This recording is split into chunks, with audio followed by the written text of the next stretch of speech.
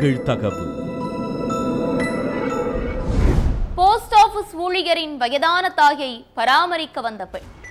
கேப்பில் post office ஊழியருக்கும் தகாத கவனிப்பு. நிர்வாண வீடியோவை காட்டி மிரட்டி பணம் பறித்த 2 பெண்கள் மற்றும் ஒரு ஆண். போஸ்ட் ஆபீஸ் ஊழியரை மிரட்டி பணம் பறித்த கும்பல் சிக்கியது எப்படி? பின்னணி என்ன?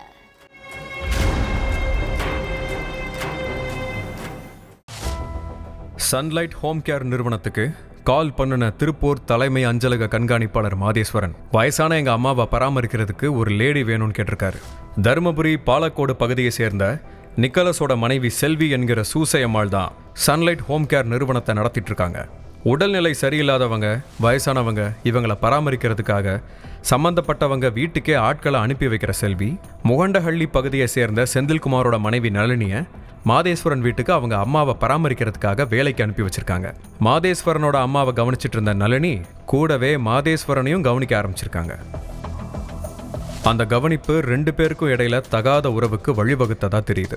ரொம்ப நெருங்கி பழகின நளினி ஒரு நாள் பணத்தையும் பறிச்சுக்கிட்டு குடும்ப மானத்தையும் சேர்த்து வாங்குவாங்கன்னு அப்போ மாதேஸ்வரனுக்கு தெரியாம போச்சு. மாதேஸ்வரன் நிர்வாணமா இருந்த வீடியோவை தன்னோட செல்போன்ல சேவ் பண்ணின நளினி அதை செல்விக்கு அனுப்பியிருக்காங்க.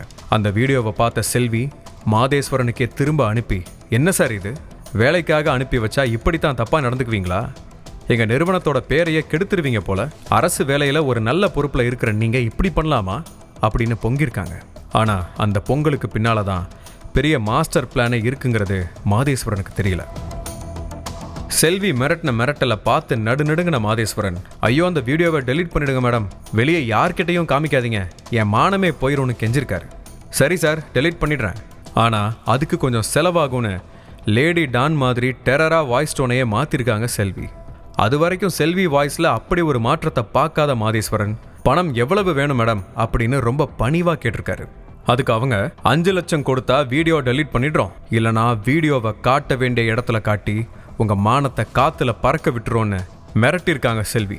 அதே மாதிரி நளினியும் கேட்குற பணத்தை உடனே கொடுத்துருங்க, அதுதான் உங்களுக்கும் நல்லது எனக்கும் நல்லதுன்னு சொல்லி நளினிக்கு சப்போர்ட் பண்ணியிருக்காங்க.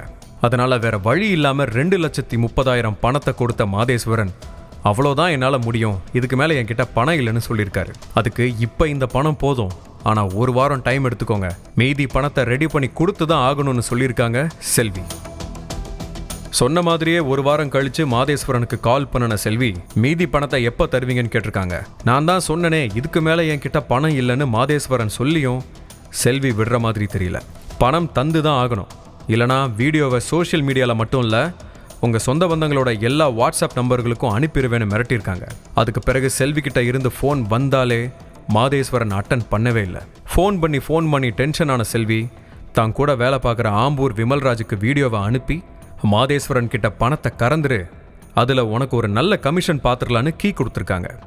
நல்ல கமிஷன் கிடைக்கும்னு சொன்னதும் குஷியான விமல்ராஜ் மாதேஸ்வரன் வீட்டுக்கு நேரடியாக போய், செல்வி கேட்குற பணத்தை கொடுத்தா உங்களோட மானம் மரியாதை மிஞ்சும், இல்லைனா நம்ம 4 பேருக்கு மட்டும் தெரிஞ்ச விஷயம் ஊருக்கே தெரியும், அப்புறம் உங்களோட இஷ்டம்னு அவனும் தான் பங்குக்கு மிரட்டியிருக்கான். செல்வி, நளினி, விமல்ராஜ்னு 3 பேரும் ஆளாளுக்கு மாறி மிரட்டினதால என்ன பண்றதுனே தெரியாம விழி பிதுங்கின மாதேஸ்வரன், இனிமேலும் நாம அமைதியா இருந்தா தினம் பயந்துட்டே தான் இருக்கணும்னு முடிவெடுத்து திருப்பத்தூர் நகர போலீஸ் ஸ்டேஷனுக்கு போயிருக்காரு. ஆரம்பத்துல இருந்து கடைசி வரைக்கும் நடந்த விஷயத்த ஒண்ணு விடாம ஒப்பிச்சிருக்காரு. அதுக்கு பிறகு வழக்கு பதிவு பண்ண போலீசார் செல்வி, நளினி, விமல்ராஜ் 3 பேரையும் கைது பண்ணியிருக்காங்க. இதுக்கு முன்னால இந்த டீம் இதே பாணியில மிரட்டி பணம் பறிச்சிருக்காங்களா? இந்த டீமால யாரெல்லாம் பாதிக்கப்பட்டிருக்காங்க? பணத்தை இழந்துட்டு மானம் மரியாதைக்கு பயந்து வெளியே சொல்லாதவங்க யாரு? இந்த 3 பேருக்கும் பின்னால வேற யாராவது இருக்காங்களான்னு தொடர்ந்து விசாரணை நடத்திட்டு இருக்காங்க. அடுத்த கட்ட விசாரணைக்கு பிறகு இன்னும் நிறைய உண்மைகள் வெளியே வர வாய்ப்பு இருக்கு.